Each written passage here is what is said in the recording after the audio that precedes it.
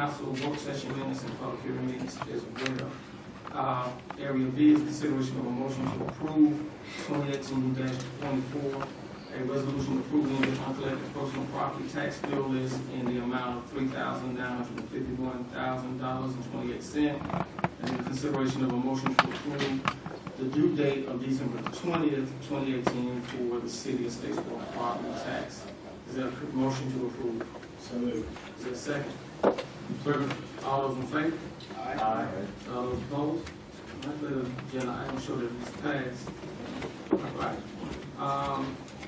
Agenda item 6 is a public hearing to solicit input regarding the setting of the millage rate of 7.308 for the calendar year 2018 ad valorem property taxes for the city of Statesboro. Is there a motion to open?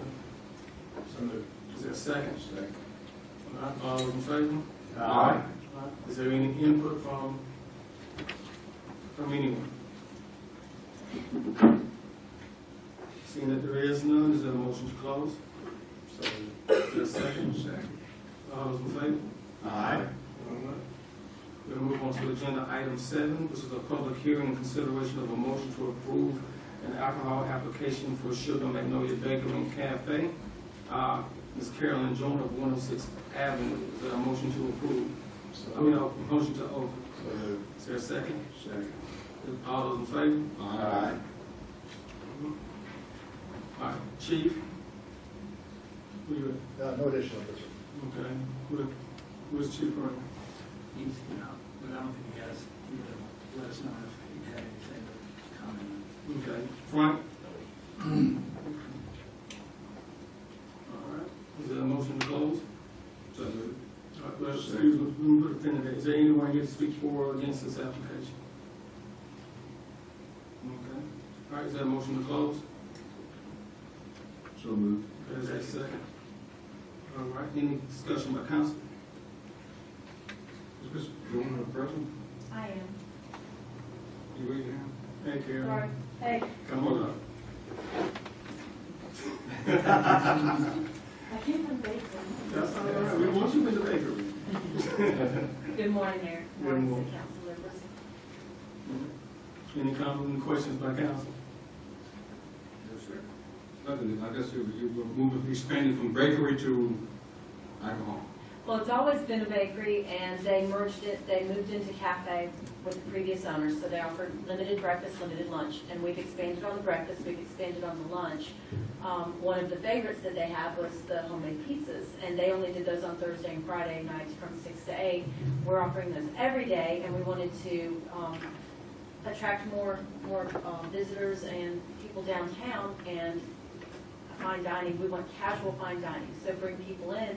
So we have a chef who's developing some menus with fish, poultry, your appetizers, your salads, casual fine dining, some different and unique experiences. And a lot of people, when they do have that type of dining experience, like the opportunity to have a nice glass of wine with their meal or an adult beverage of their choice, assuming they're of age.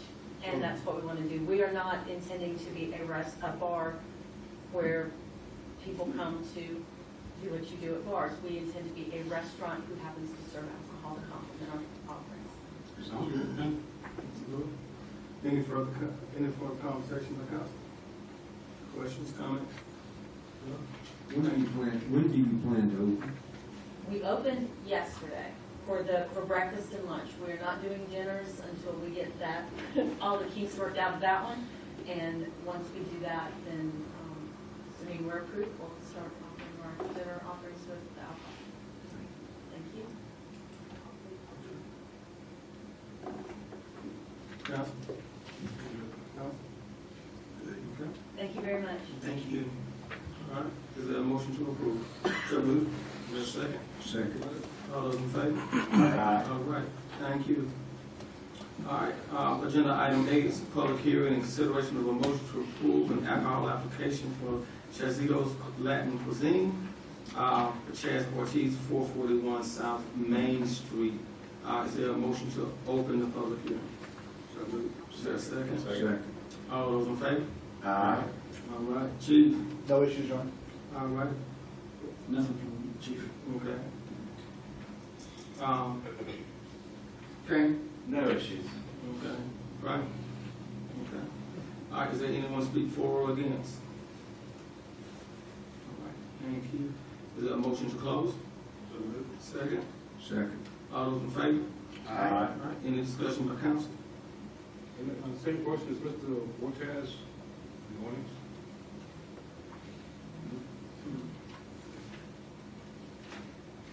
Okay. All right, is there a motion to close?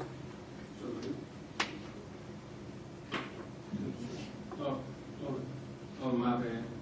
Double checking, y'all. Is there a motion to approve? Second. All right, all those in favor? Aye. All right, agenda item number 9, consideration of a motion to approve award of contract to Hawk Construction for sanitation washback catwalk in the amount of $32,470. Funding is provided by solid waste collection and fund revenues. Good morning, Mayor and How Council. you doing, Jason? Good morning.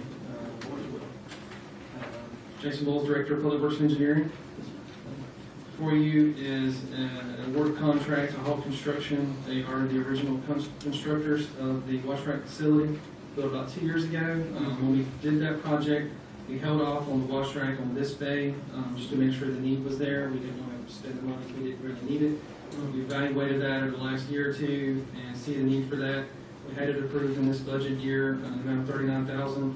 We received 2 bids recently, seal bids for the construction of this wash rack, which will allow us to be able to go on top of the trucks, access the trucks more safely than we're able to do now, and make sure we're moving any debris from the top so we're not littering going down the road on a daily basis. And so this wash rack here, or excuse me, the catwalk bids, the low bid was received from Hawk Construction, an amount of $32,470, and I'll be happy to take any questions. Council?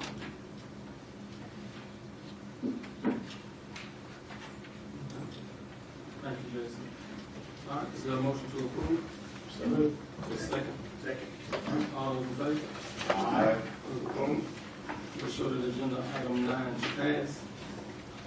We'll move on to agenda item 10, consideration of a motion to approve the purchase of 9 marked patrol vehicles and 2 additional unmarked cars. Total project cost not to exceed $545,000. These vehicles will be put out for bid. Chief. Thank you, Mr. Mayor and Council. Good morning. We had a discussion just a few weeks ago about the next SPLOST projects and the budget, and I told you at that time that we had a plan for this year's vehicles, and this is the plan before you. So we did not have this money, $545,000 budgeted in this current budget. Originally, these cars were going to be purchased out of the 2013 SPLOST, but that money did not, that revenue did not keep up with projections.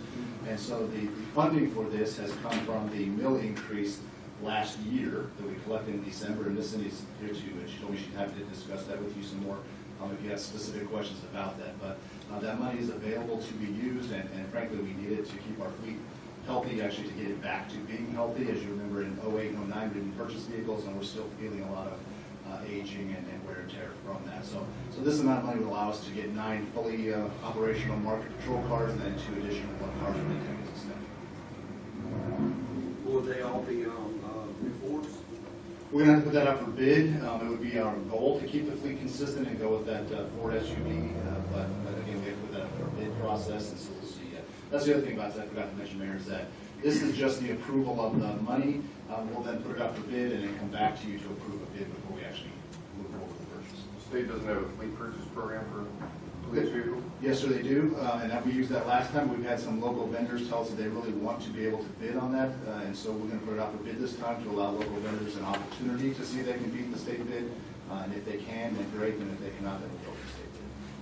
And are we just going to go with the lowest bid? Or, I mean, there's got to be some cost savings even if you pay a little bit more for the cars if they're all the same. Yes, sir. Our goal is to put a very specific spec sheet out, requesting that. One of the things we're very happy with the Ford product is that they're giving us a 7-year warranty, which is about the life of a patrol car. It's assigned to one person over the duration. We're moving to a computer, an onboard computer for those cars that also comes with a 7-year warranty. So it really is going to be a question of the other manufacturers being able to match the product that we currently have and keeping it compatible as best we can. Thanks, Chief. Chief, Sir? thank you for your recent tour for me over there. and it's sitting in both vehicles. It was pronounced different from my past experience with security issues in the visibility out of the SUV and the safety of the officer versus the smaller patrol car. I think going back to Councilman Boyd's question is, can you tailor this to the SUV? We talked about it being close in cost between one and the other. Or do you plan to try to, due to the bidding process, just go with the lowest bid? I think that's my concern. Did you move up to the SUV? Would you express a personal interest?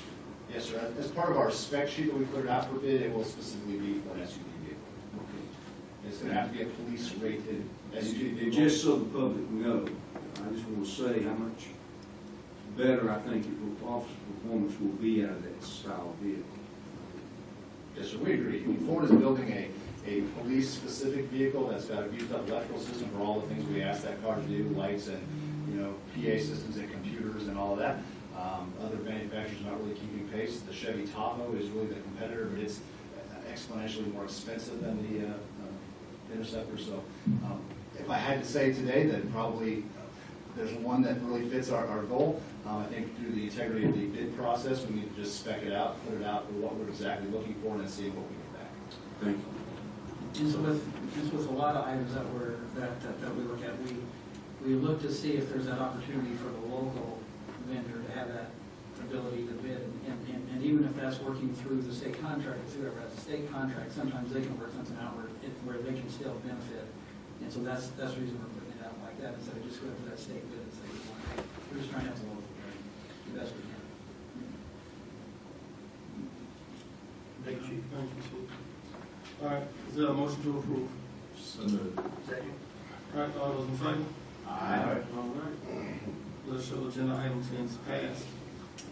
We'll move down to agenda item 11, which is consideration of a motion to approve the purchase of a replacement door locking system for police headquarters. The current system has suffered an approximately 1/3 failure, and the vendor can no longer support the technology. Recommend approval for the maximum cost of $45,000 for replacement. Thank you, Mr. Mayor and Council. It's my day to come ask for money, I suppose. The electronic door locking system at police headquarters was put in about 11, 12 years ago. That system has failed. We have been cobbling it together through spare parts. The last time one of the control heads, the electronic control heads failed, we were able to find one left in the nation, and that company told us that was the only one they could find. We plugged it in, and now another one has failed. About 30%, 33% of the police department's doors don't lock at the moment, including one of our gates that give access to the secure parking, which is no longer called secure parking, but called parking lot. And so, fortunately, the door locking systems that keep our evidence vault secure, those are still working, but that system has failed, and the vendor's no longer supporting it, and so we really need to replace that system. And so we have a vendor that the fire department has used that we're pretty happy with. They can come in under that $45,000 threshold by about $6,000 or $7,000. But again, we're here just to ask for the permission to put it out for bid so that we can get the best system possible that will last us and move us into the future. Council? Are you referring to like one door or the doors? So, Councilman, every door in the police department is secure, and through these electronic locking systems, we can keep track of who goes, who enters, or leaves any door. Through the process of attrition, when you use keys, then of course you're trying to collect physical keys back, but electronically we can just lock ex-employees out, or if an employee's been suspended, they can be locked out of the building just electronically. So there are places that we really want to be able to control the access and have a record of who entered, and that includes in the Criminal Investigations Division, because they have case files active and open and information on their desks that we don't want to access by other people. Even other people in the police department don't have access to some of that information. And then, of course, the evidence vault and some sensitive areas like that. We have information through like the CCIC and GCIC systems that we don't give everybody access to. And so having an electronic locking system, we probably have, when the original system was put in, there was a lock on every door. And we purposely disabled about half of those just because they weren't necessary. But this amount of money will get us to be able to secure the doors that we actually need to have, which are perimeter doors, every place from the outside getting into the building secure, and then some of the internal places that we don't want to have full access to, and then of course the gate locking system around the perimeter. Any further comments or questions by council? Is there a motion? So moved. Second? Second. All those in favor? Aye. Agenda item 11 is passed. Move down to agenda item 12, is consideration of a motion to award a contract to Department of Electric Services Incorporated in the amount of $98,650 for the installation of a standby generator for the Eastview Lift Station site with funding from the Capital Improvement Program, WWD-37. Steve? Good morning, Mayor, Council. Steve Hoskins, Utilities Director. This is a routine item from our capital improvements project list. We budget $100,000 each year to try to add generators or either backup pumps at our lift stations. Not all lift stations are backed up, so we pick the next most critical one in line. We try to install either a backup generator or a backup pump, so that in the event we have power interruption, we can continue to serve without having to go out and actually put in temporary generator or a temporary pump. It makes for fewer violations of permit. It's safer for our employees, because usually when these things go out, it's in the middle of a thunder and lightning storm. We don't like to put the employees out making electrical pump connections in that kind of weather. So we're asking for your approval. If you've got any questions, I'd be glad to answer. Council? See, excuse me, that large amount of money for a standby generator, explain what's required to justify that amount of money. Actually, on this site, this is a standby generator. We're also having to rebuild the whole electrical service, to update the electrical service, the transfer switch. So we're having to put in a new pole, new main breakers. If it was just the pump or just the generator, it would be less. There's probably about $40,000 of that cost is the generator itself, and the rest is in all the electrical work that's going to be done. And it has to, you have to tie over all the electrical, and tie over all the SCADA to the new electrical service. So there's quite a lot involved. And, you know, in the market we're in, everything, all the prices we're getting are higher than we typically budgeted. You know, we budgeted $100,000. We probably thought that we could probably come in somewhere around 75, but you know, it's just the way the market is right now. Well, as you know, I'm concerned about the aging facility that you're in charge of, and this is just one of the things that you and I have spoken about.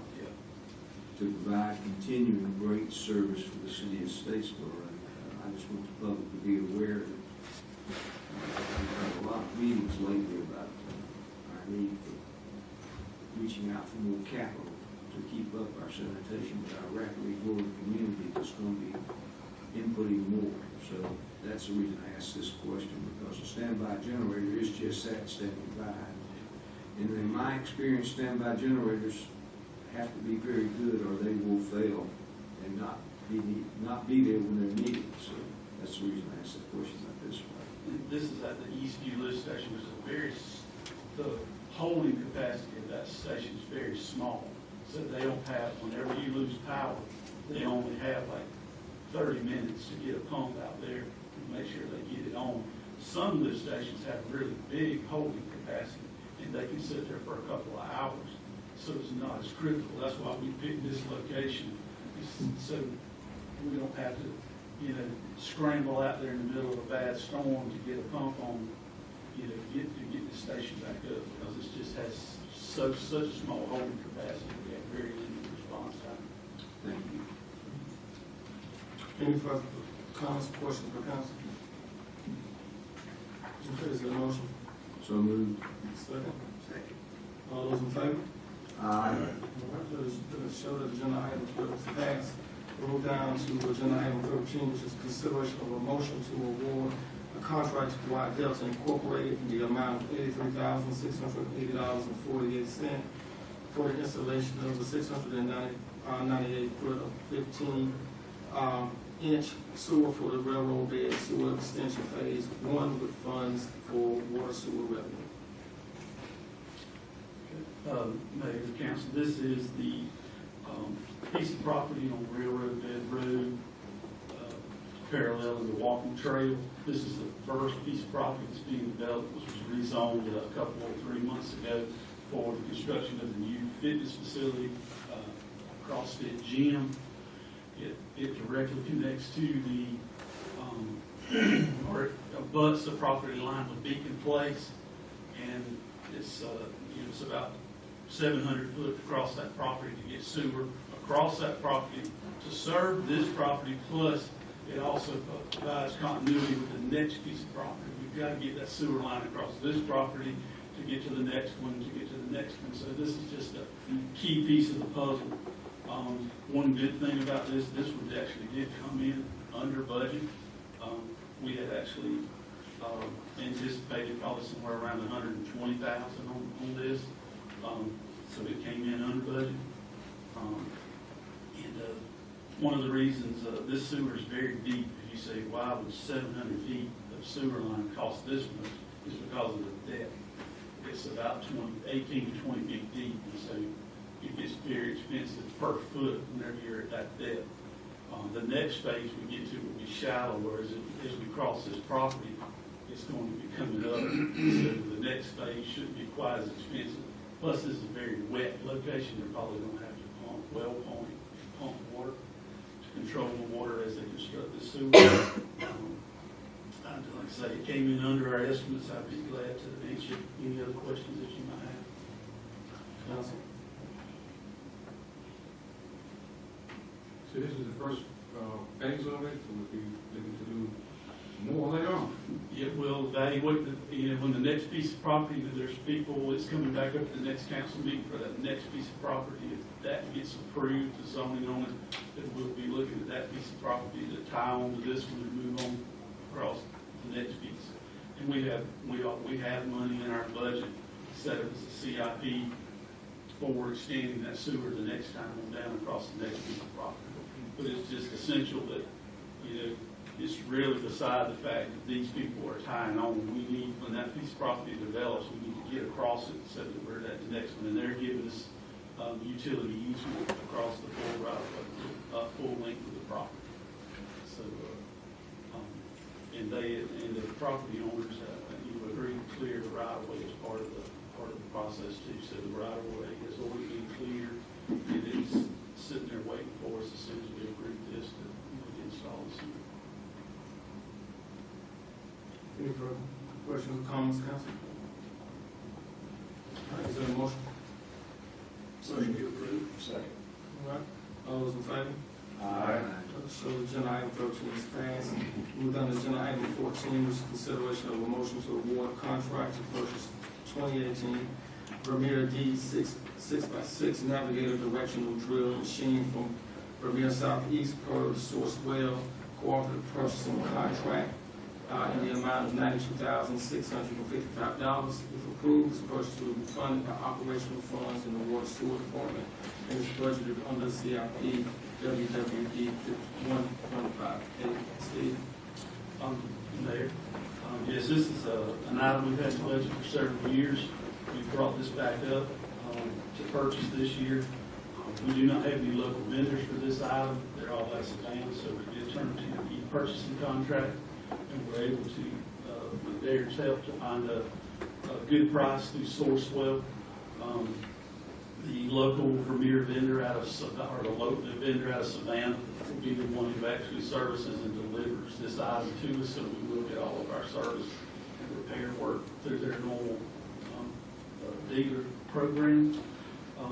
The reason we put this out is just about everything we do anymore is in tight locations, highly landscaped, where there's a lot of collateral damage from doing open ditch construction. And what this machine is actually only about 38 inches wide and about 60 to 65 inches long, so it'll allow us to get into really tight locations and to actually drill in service lines and short main extensions without tearing up yards and damaging driveways and streets.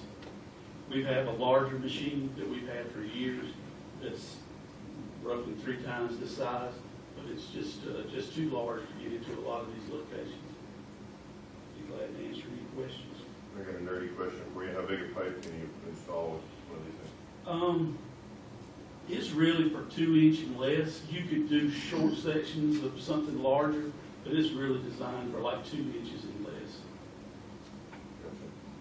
It has a limited thrust and pullback capacity, and it just wouldn't do well if you moved up to say like a 4-inch pipe, which is the next step up. It would not do well with that.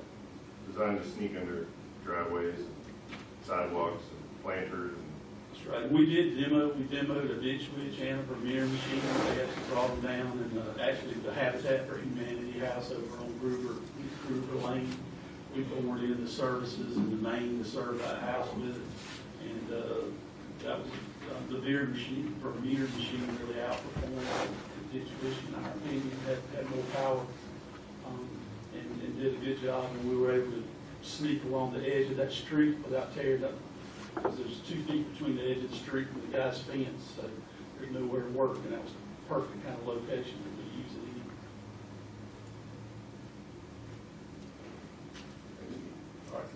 Any further questions from council?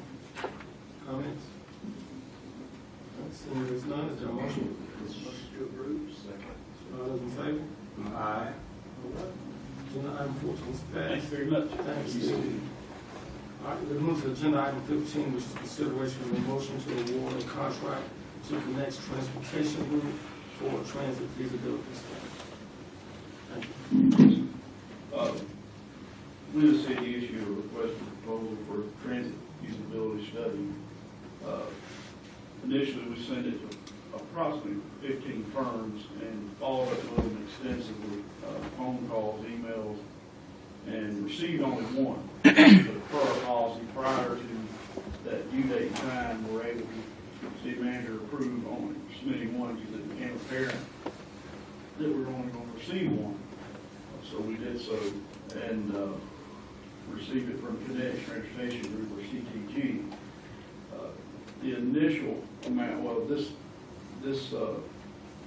study looks at several things: needs of the community, transportation alternatives for public transportation. It recommends implementation and identifies funding sources. The initial submittal by CTG was $89,158. We felt like that was a little bit more of the approximately $450,000 that we were going to have in T-SPLOST to allocate to this overall project.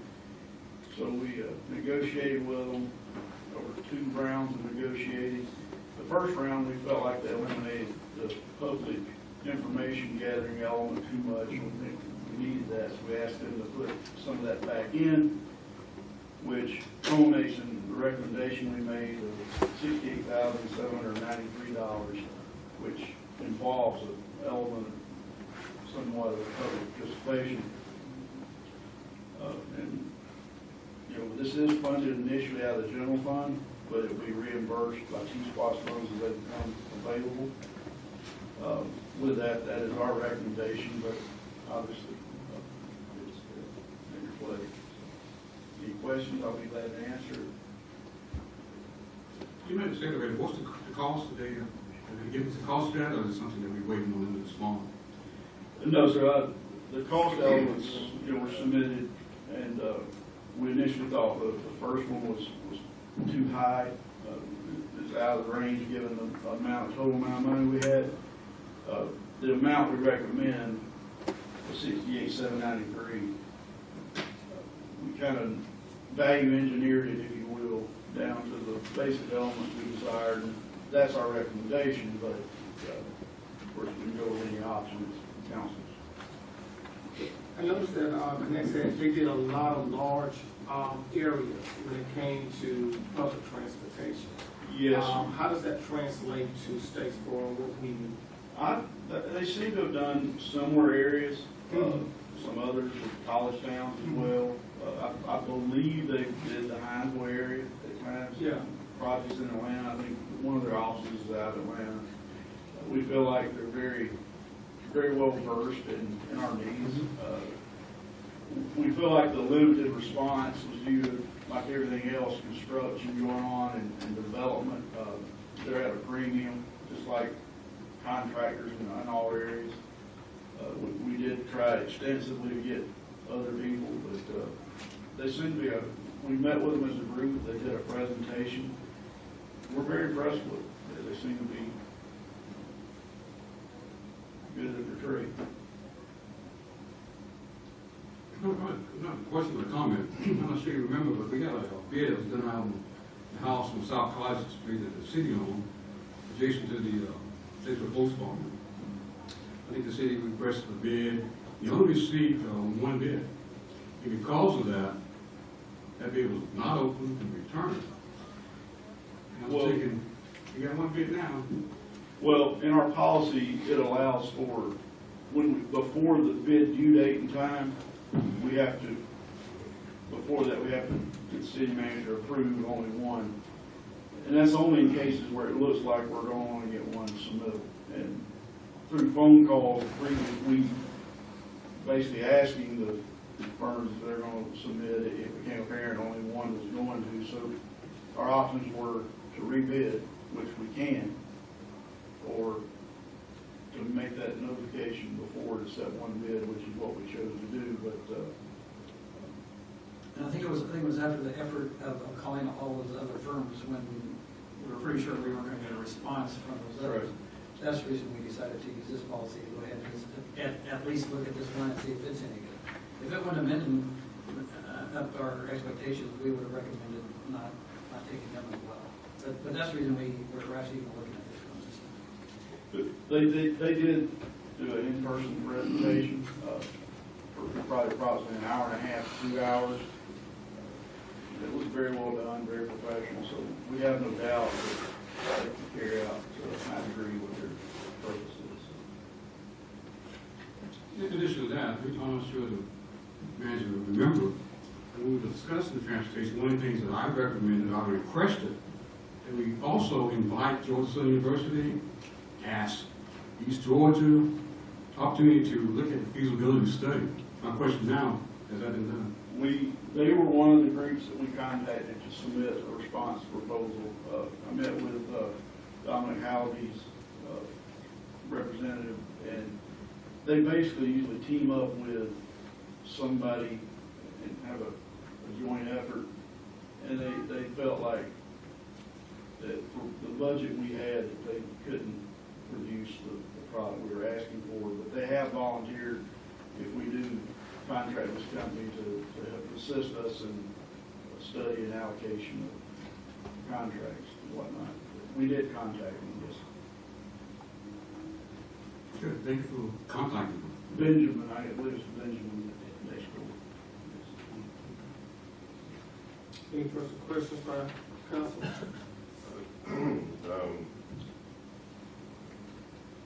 Darren, you've been doing purchasing now longer than the 6 years that I've been on council, probably a better part of a decade now. In your professional opinion, having doing dozens of these a year, why is it that none of the other firms even thought to put in a bid? I mean, did they tell you? Did they say something on the phone? Is it just below their scope? Is it just? I believe, number one, I think it's due to the amount of business and construction and this type of stuff. There's more lucrative jobs out there for them, larger scale. I think that's one. Number two, also culminates to that is, I think our budget is not what they'd like to see. So I think it's the market driven, because I'll assure you that me and my assistant Kelly, to the point of almost harassment, called and it's I'll tell you, 5 or 6 direct contacts each one, and that's why we asked Mr. Wetmore to approve one, because I saw it was only going to be one submittal. Yes.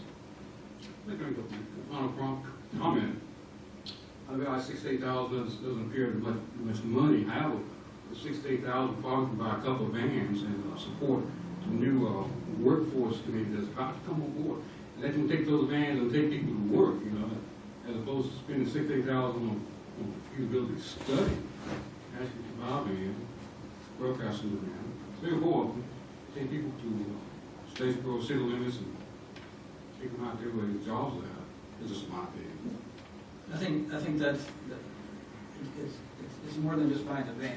It's then making sure that you have the people to drive the vans, it's making sure you have the insurance, it's making sure you have the maintenance budget, making sure you have the liability insurance. There's all those other costs that you add in there. And I guess that's where I think a study like this or something similar, so we can get what those costs actually are before we just go buy 3 or 4 vans and then hope that works and then we get into a year or two and then we find out that we can't. I think that's what we're just trying to do is to do our due diligence to make sure if whatever option is selected is one that will work for the longer term. Not that these guys might not come up and say vans are the way that it should go. That's what they might come up with, because that's what we ask for them, is to give us some alternatives too, rather than just having a big bus that goes around town. So we understand where you're coming from as well. I appreciate that. What I'm referring to is private enterprise. City of Statesboro fund the vans. Give it to, or either not give it to the private enterprise, but fund the vans so the private enterprise can take the vans and take care of the need, as opposed to city buying insurance. We just fund it. We just contract. Contract, yeah.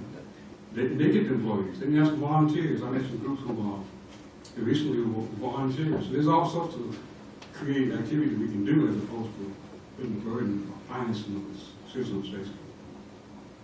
Well, at this point right now, let's kind of get some clarity, because public transportation is a mayoral initiative. And so let's kind of be clear about what the vision is. And the vision for the public transportation is for us to begin to, is to spur the economy. This is an economic driver. That's why we're doing it. And what we know is that in communities where you have the people moving, we see that economies tend to thrive. And so that's what we're looking at. It's just not to, pick up a group of people and take them to a specific job. What we want people to do is be able to use the public transportation so that they can be able to go to work, be able to go spend money. And there's 2 reasons that people use public transportation. They either get on that public transportation either to go make money, or they use that public transportation to go spend money. And so that's what we need to have in Statesboro. And what the vision is for Statesboro is to move away from being such a sedentary community to being a community that's easily movable. And that means including public transportation, us being able to, through the Chiefs Plus, to be able to fund biking paths and walking paths and things of that nature. So the goal is to get people moving all over. And if you notice our downtown, and this kind of piggybacks on the event that we did on Friday, is that we need people to have a reason to come into this area. I think one thing that's been overlooked is the fact that we want people to come downtown, but they don't have a reason. And so what we are saying is that if we can get the people moving, and that movement creates a new path of economic development, because a bus line or a trolley line or what have you, that's a path of economic development. So that's what we're looking at. So this is not just to say we want people to be able to get out and catch a bus, which is about economic development. That's a key portion of this. I appreciate it. Yeah, no problem. Mr. Mayor, I joined Councilman Jones in my concern about this. One vendor only submitting a bid, and Randy, have we had past studies on this issue? On transportation? Right, because this is apparently coming from general fund, and T-Splosh is brand new, so I'm just unsure about the impact even of this amount of money when it is just for a study. And the mayor very well vocalized it. We know we need some form of transportation in the city. But I cite the fact that most of us, just from general knowledge, know that public transportation is not a money maker for a community. It is normally at a loss. And I guess that's the other reason for the study is to figure out, one is the need. What's the need? Where's that need at within the city? Figure out what kind of vehicles are necessary to use, and then figure out will there be enough revenue that limits the amount of subsidy which will probably come from that. And if it is, then we can start to make that decision. I don't know of any study that has been done on transportation. That I'm just looking for heads and shaking, nobody knows. So this would be the first to start to figure out some of those characteristics of what a system would look like, along with what kind of grants are out there, what's the revenue stream we can expect, and then you can start to make a conscious decision of how you want to go forward. And that's kind of what the background of the study is, without knowing what will work. And that's the reason we ask for alternatives, to figure out, are they vans, are they 20 passenger vans, or what size and cost, and perhaps contracting is the best way to go, so we don't have to worry about all those things that I just went over. Yeah. Now, we've already, Councilman Duke, I know you're new, but we've already discussed, possible contracting, what are the best ways. But first and foremost, we got to figure out the best route, the best strategic plan to do this. And one thing that we do have in our favor that's coming up is the fact that we have our census is coming up. And what Hinesville has been able to do is they've been able to attract grants. And the reason that they were able to do this is that they were very strategic in making sure that their military population was counted. And I can tell you that between their city and their county, they actually hired a census coordinator to help coordinate the efforts to count every head that's in a bid within that community. And that's something that I'm going to be advocating for in the upcoming weeks, is that we actually hire a census coordinator so that we can count those 18,000 heads that's out there, and then plus what's in the city as well, which will help qualify us for opportunities to get additional grant funding to support this potential effort for public transportation. Now, granted, public transportation is a moneymaker, and it's not an enterprise. That's not what we're looking forward to. But what it is that it's an economic driver. And so that's what we're looking to have happen within our community. In our last meeting last week, I very pointedly said that the biggest issue that our community has is poverty. And if we're going to combat poverty, we got to borrow this candle on both ends of the stick.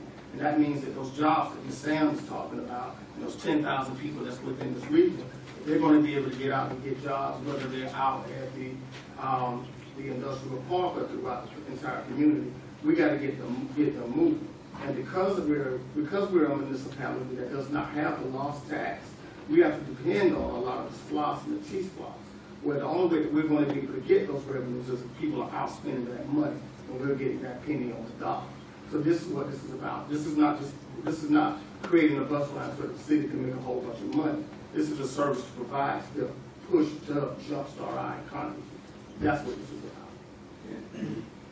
I'm glad that we're having this discussion because, the beginning of this discussion is the beginning of spending future monies. Yes.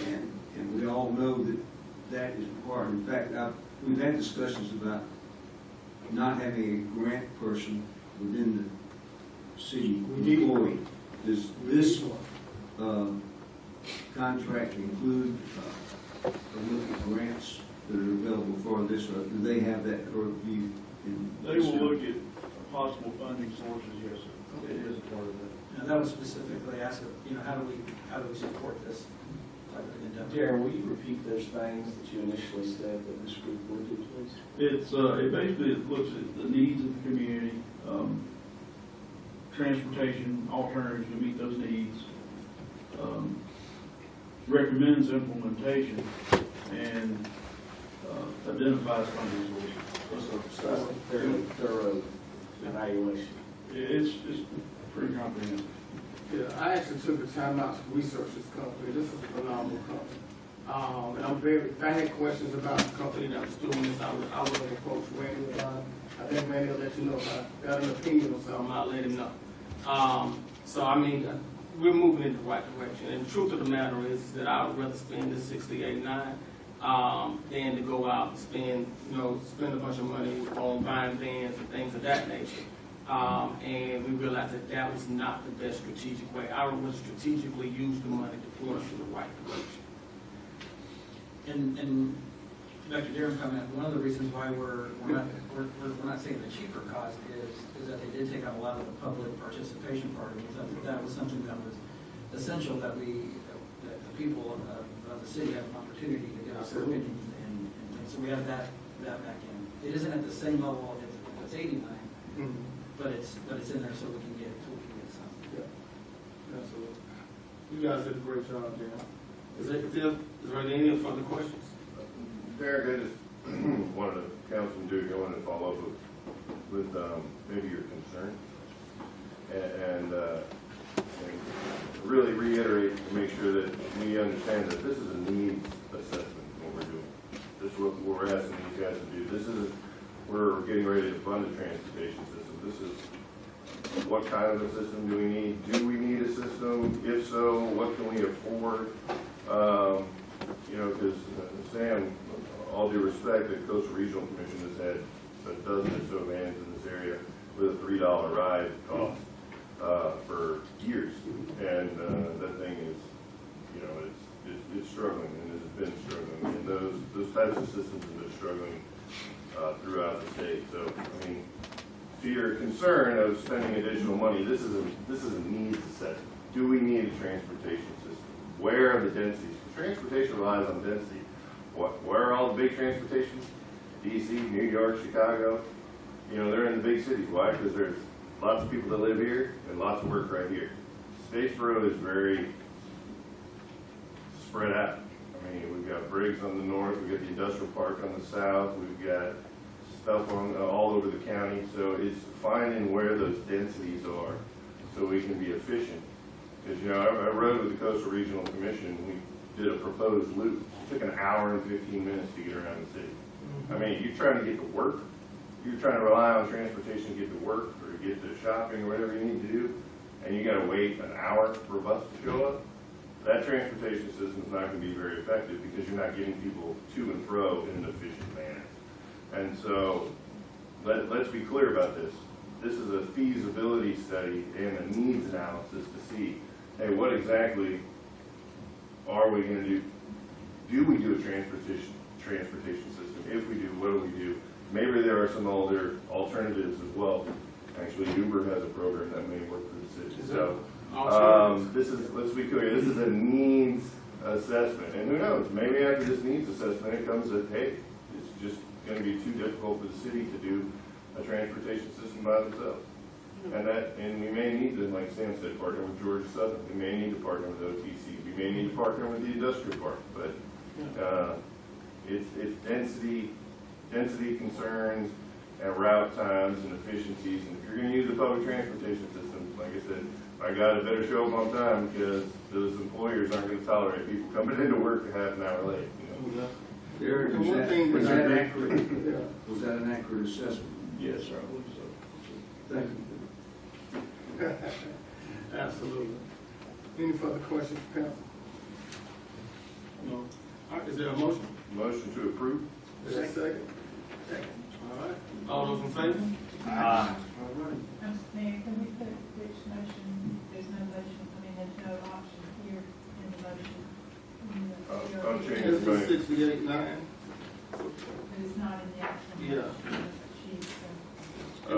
Motion to approve the contract with CTG for the amount of $68,730. $793. Almost there. Second. Second. All those in favor? Aye. All right. Mr. All right, Darren, great job. All right. Come on up, Sam. Consideration of a motion to award a contract for municipal court software to Corpware Government Software Solutions in the amount of a one-time fee of $3,000 and a rate of $6 per paid citation. Initially, this will be paid out of the general fund, but it's planning to add the $6 fee to the citation being paid at a later date. Cindy West, Finance Director. Our current software at the municipal court is completely out of date. The parent company is no longer giving any updates to the software that make us, that allows us to extract the reports that are needed to submit to the state. 95% of the municipal courts in the state of Georgia are using Portware.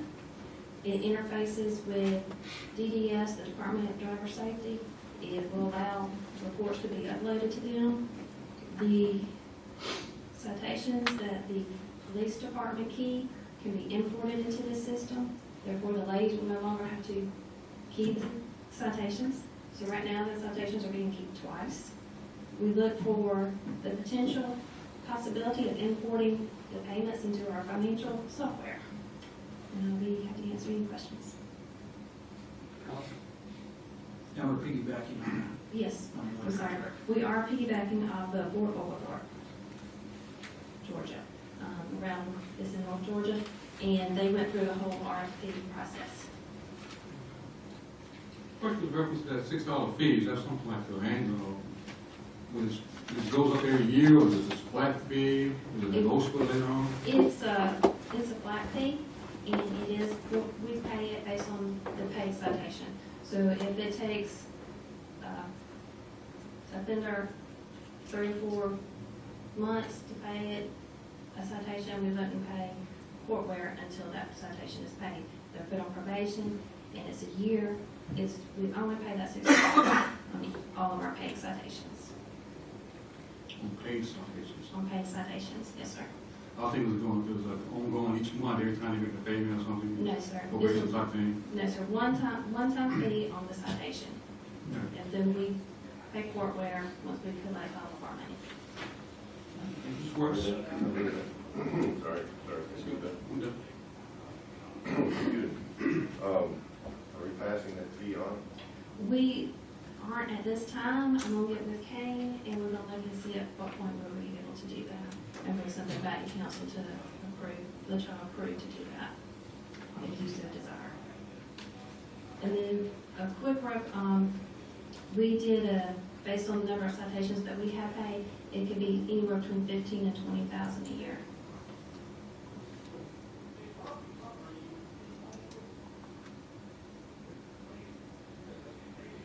Any further questions by council? Is there a motion to approve? Motion to approve. All those in favor? Aye. Thank you, Sam. Thank you. Move down to agenda item 17, consideration of the motion to approve resolution 2018-5, the resolution setting the millage rate for ad valorem property taxes for the 2018 calendar year for the city of Statesboro, 7.308. Mr. Whitmore. We've had 3 public hearings on this item, and I would recommend that we approve it. It'll bring in about $260,000 to the city. Randy, could you just 30 seconds briefly outline where that 260 is coming from? The 260 is basically because of an increase in some new construction, but also in the assessed values on residential and commercial properties. And so for a number of years, we've stayed pretty flat. This year, we've actually had a pretty good amount. So that's, But for the most part, the vast majority of that is new development, new construction.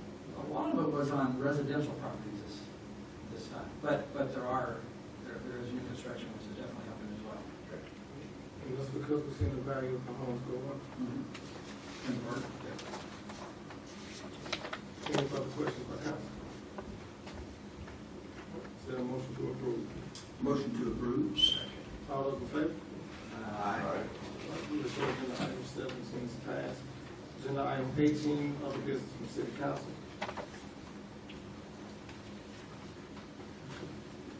Agenda item 19, city manager's comments. Randy?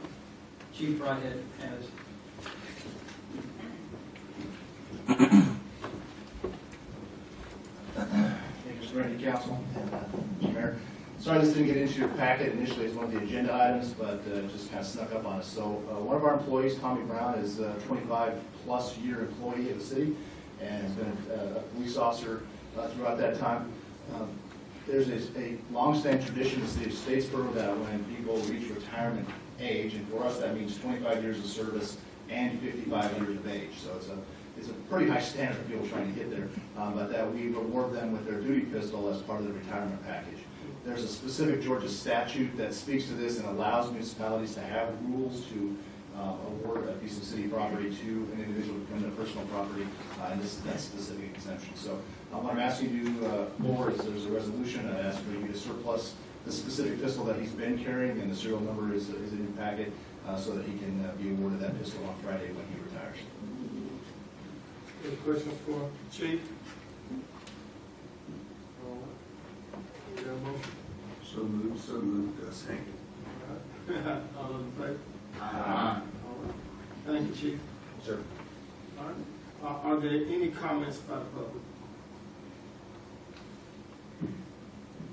Okay. All right. Is there a need for us to go into executive session? King, do you wanna take a few minutes or? Yeah. Okay, well, it's just a few minutes. Okay. Nothing over here? All right. Okay. All right, consideration of a motion to enter into executive session to discuss personnel matters, real estate and/or potential litigation in accordance with OCGA 50-14-3/2012. Is there a motion to do so? Yes. All those in favor? All right. We're now moving to executive session.